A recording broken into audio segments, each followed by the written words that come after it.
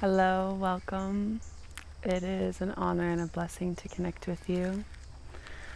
I'm tuning in today from my mother's beautiful garden here in Minnesota. And I just made the most delicious cup of tea. It is rooibos and raspberry leaf.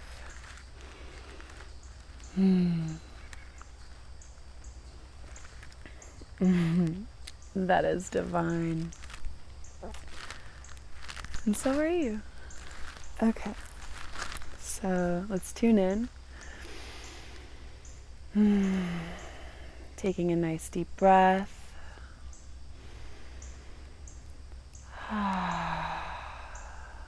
Letting go of all of the worries and the stresses of the day.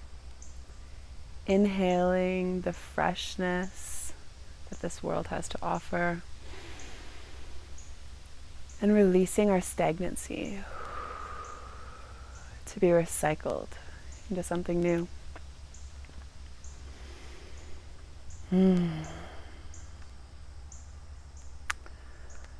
So this past weekend, I went to an amazing event called Driftmore in Wisconsin, and I had a beautiful conversation with one of the artists at like 3 in the morning. We were having a little after music gathering, and we were talking about some pretty cool stuff. We were talking about black holes and quantum relativity and just how everything relates, and one thing that came up was the illusory nature of reality, like, oh, it's just an illusion. And when he said, nothing's real, doesn't matter, I felt this like it's like a sadness, or it was a detachment. It was like, oh, well, nothing's real, so it doesn't matter. And I pointed out to him, like, there are two ways to come at that. You can look at the illusory nature of reality. You can say, it's not real, it doesn't matter, like, fuck it. And you can feel yourself, like, it's disengaging. Or you can take this playful perspective, like I've talked about in my previous video, that says, like, maybe it's not real, but I'm here to play in it. And even if the illusion isn't real, like, I am.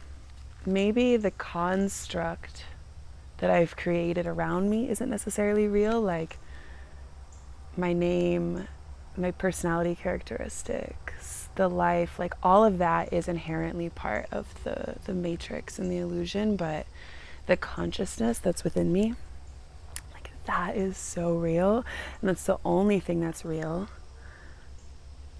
truly. And this is actually pretty freeing, Yeah,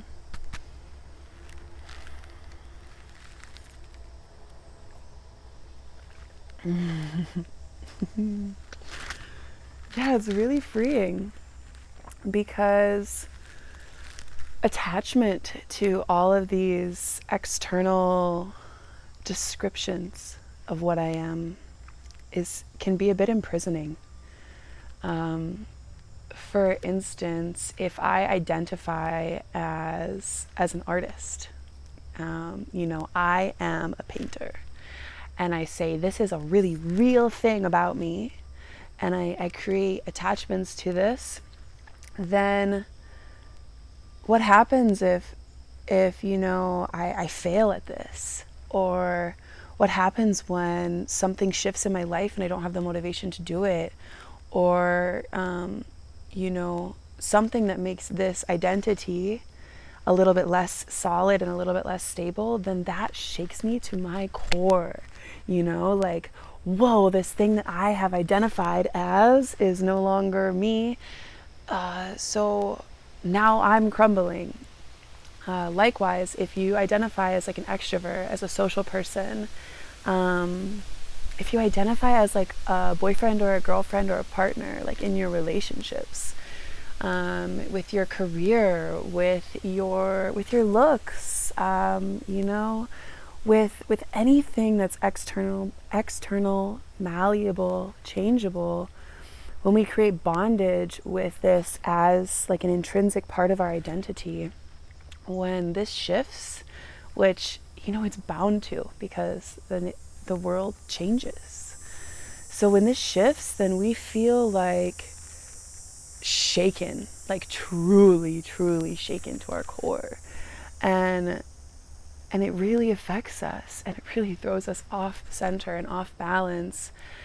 And I feel like the goal, at least one of my goals personally, and I invite you to adopt this as one of yours, is to be centered, to be balanced, and to be rooted into a space within, so that no matter what shifts around me, that I am okay and I can keep balancing upon the wire.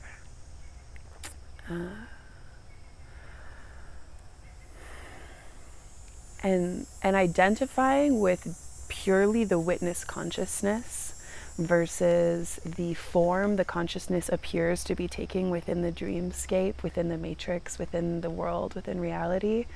Like just identifying with that witness consciousness, with our center, with our core, it keeps us balanced.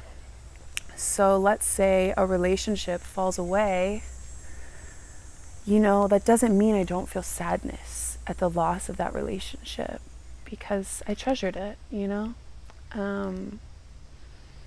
But it means that I don't feel like a part of me is missing because I'm not identifying as that relationship. There's a difference there, you know? It's not this apathy of it doesn't matter, it's not me. It's still feeling it, still engaging with it, still interacting. But you're not identifying, because your identity, who I am, is the witness.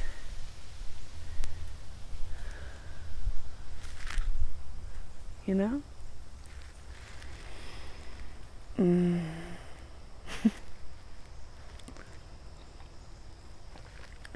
wish I could share other senses through video so you could smell and taste this tea too. It's so good. Okay.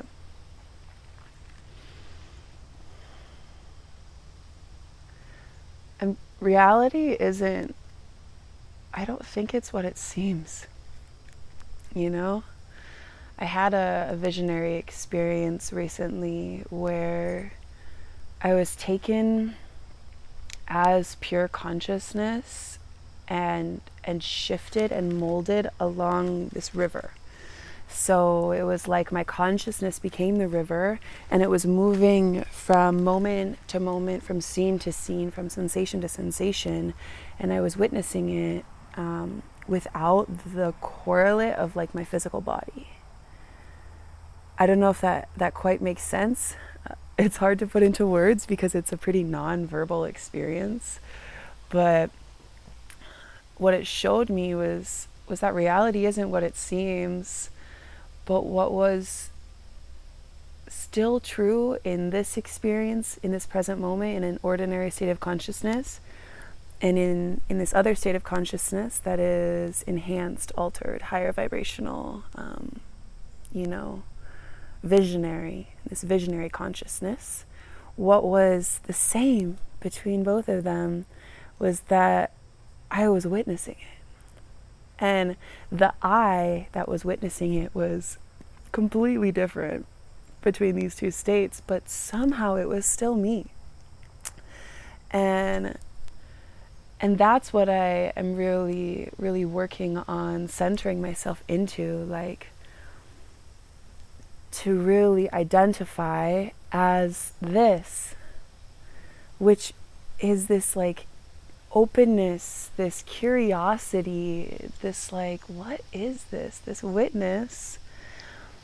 And a lot less of like the occupation, the name, the gender, the location, the passions. It's like, it's so so much less tangible, and yet it is so real, like so real. And the way to, I know this is like pretty heady philosophical topic I'm coming at you with today, but it's actually like can be pretty simple. And it's how can it be simple? Through the breath. It can be simple through the breath, because the breath is a gateway. So when you notice that you are experiencing an attachment, when your mind is weaving a story, when you're experiencing a loss, anything that's shaking you, moving you out of your center, whenever something's moving you out of your center, the breath can bring you back in. And you don't even need to control the breath. Like, I know there's pranayama and there's all these beautiful, beautiful practices that use specific types of inhalation, exhalation, holds, everything to alter your consciousness. And you can actually use these to release DMT, because our lungs are like a huge producer of DMT. So whole other topic we'll get into another time, or you can Google it yourself and look into it and get started now. But anyways, there's all these pranayamas, but what really for me is the key is actually just the witnessing of the breath. Like, I'm not even controlling my breath. I'm not saying inhale this way, exhale this way for this count and this way and into this part of the body. I'm just witnessing it. Like, there's the inhale, there's the exhale, noticing the quality of the breath, embracing it where it's at. Like, if my breath is shallow and rapid, not forcing it to be deep and full and slow, just witnessing it, just watching. And if this is difficult, you can pick a specific point to witness the breath moving in. So this helps me a lot in my meditations. Is if I find that I have a really active mind, or a lot of pain in my body that day, or something that's really drawing me out, and I find the meditation is pretty difficult, I like to anchor my breath right here, right at the base of my nostrils, and I feel it come in, and I feel it leave in this point right here, and I bring all of my attention just right here, and feel how is the breath moving in that point, and just witnessing it come in and come out and come in and come out. And this really brings us into the present moment, and is such a key into the cyclical and eternal nature of what is. It helps us build patience, and it helps us center ourselves. So if I am so focused on the sensation of my breath, not even controlling, I'm just watching. I am in that witness consciousness, watching my breath come in and come out, come in and come out, taking the earth, taking the world in, releasing to the world, giving to the world. And again, just watching this flow over and over. If I am focused right here, right here, right here, wherever, I'm just focused on my breath, my mind isn't spinning stories about, does this person like me? Am I following the right path? Am I doing the right thing? It takes us out of this judgmental, evaluative mindset, and it puts us into the witness consciousness, into the space, into the space of just watching. And this naturally centers us and brings us home, and can be such a beautiful tool, such a beautiful tool. I want to share another tool with you that I learned while I was studying in Ecuador. I was studying yoga at a beautiful school called Durga's Tiger School, and it's on Mount Ilalo, right outside of Quito, and it's just near the equator on the third oldest extinct volcano in the world. The energy is pristine. The team that teaches it is pristine. If you're feeling a call to go somewhere, I highly recommend it. It changed my life. And one of the things that I really took away from it was this meditation that Iris offered. And specifically, when you are feeling some sort of negativity, specifically externally. So this past weekend, I felt someone's energy around me that was like pretty dark, and I didn't like it. I could feel I was really feeling impacted. I'm pretty sensitive, and I was really feeling like pushed out of my center by this experience, and was feeling like anxious and a little icky, and like just wasn't good. And so the meditation is you take a couple moments of what I just described, centering, just witnessing the breath, watching it, and then you expand your awareness to include your aura. So your aura is this energetic field, your energetic body, and it's in like an egg shape around you. And there's many layers to it, but a really nice one is about right here. So then I witnessed, I saw that space just filling with light. The more that I breathed, the more it filled with light. And then when I perceive the negativity, I see it, and it comes on the outside of my egg, and it runs down like this black liquid, and it can't get in. And it just runs down the edge like black rain, and it falls down my aura and goes into the earth. And the earth takes it and transforms it into wildflowers. So there I am, sitting, watching my breath, feeling this egg, this aura around me, and I'm not affected by any external negativity. And actually, it's turning into beauty around me. The earth is recycling this negativity into gorgeous wildflowers all around me. So now I'm in this luminous egg in a field of wildflowers. And my goodness, if that just isn't a calming image. Yeah, so witnessing the breath and using these visualization tools can be really helpful to keep us in our center.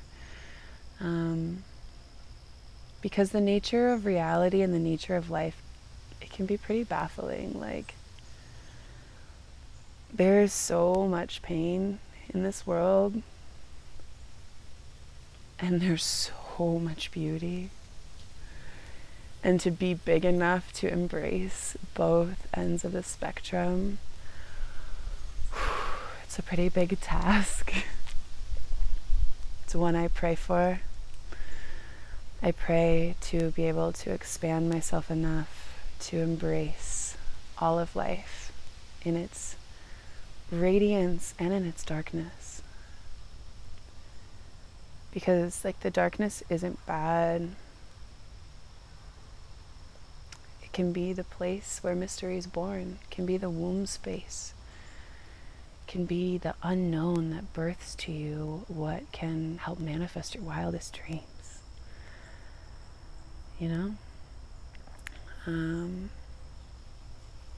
Nothing is like good or bad.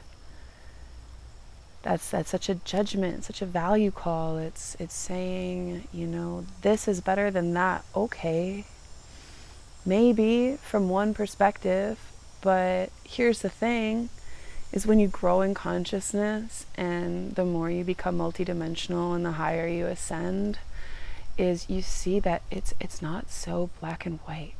It's not just that this is bad and this is good.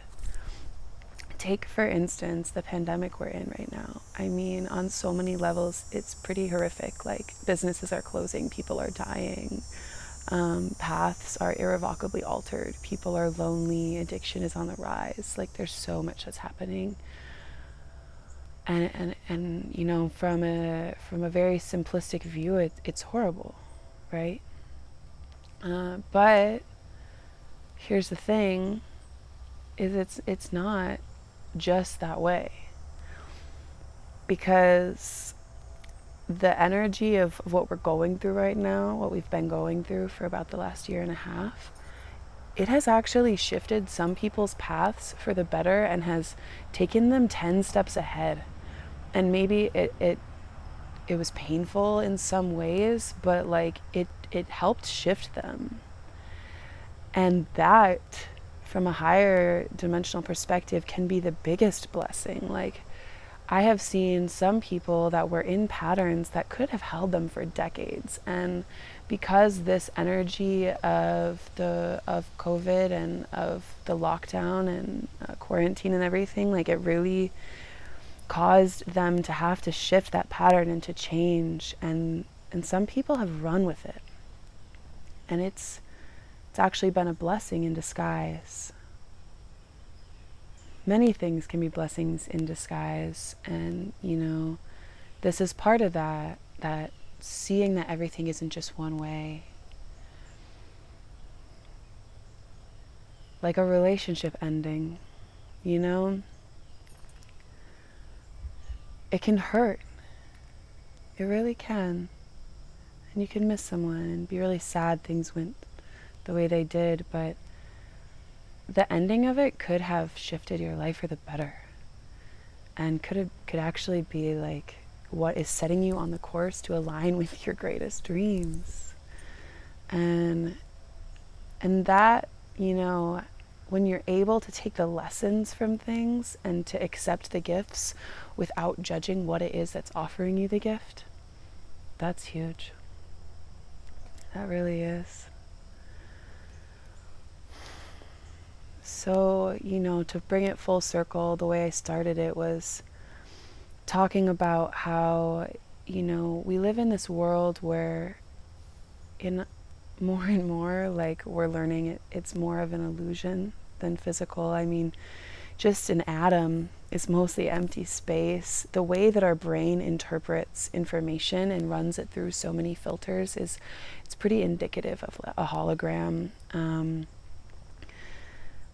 Life is more like a lucid dream than I think a lot of people realize. And that can be kind of scary for some people, for most of us. And it can lead to this way of being like, it's just not real, whatever. But is that helpful? I don't think so. So maybe it's not real, and maybe it is, but maybe it's not. And maybe it's not what it seems. I think it definitely isn't what it seems. It seems is what I have been perceiving more and more and more as I've been awakening. But maybe it's not what it seems. And I am choosing to root into curiosity, embracing the mystery, and saying maybe it's not what it seems. So since it's not what it seems, I can detach from it without pushing it away or putting a wall up. And the way that I do that is by focusing, instead of rooting with the external world, since it is so variable, shifting, and not what it seems, and possibly a dream, likely a dream, I can instead root inside, into the witness consciousness. And the way that I can do that is just by watching my breath.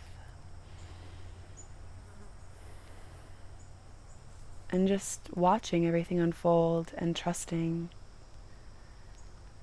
Because I feel at our core what this consciousness is pure energy, and energy can't be destroyed. And neither can you. If you identify with certain labels, those labels can certainly be destroyed because they're just constructs. They're not based on anything really solid. But if you label yourself just as the witness,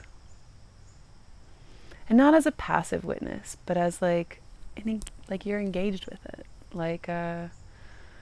I'm watching, like I'm actively watching.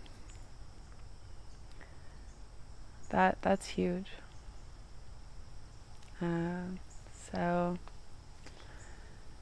yeah, I pray that you are able to let go of your attachments to your identity and to more and more root yourself into your center, and that this helps you to awaken to the beauty of the mystery.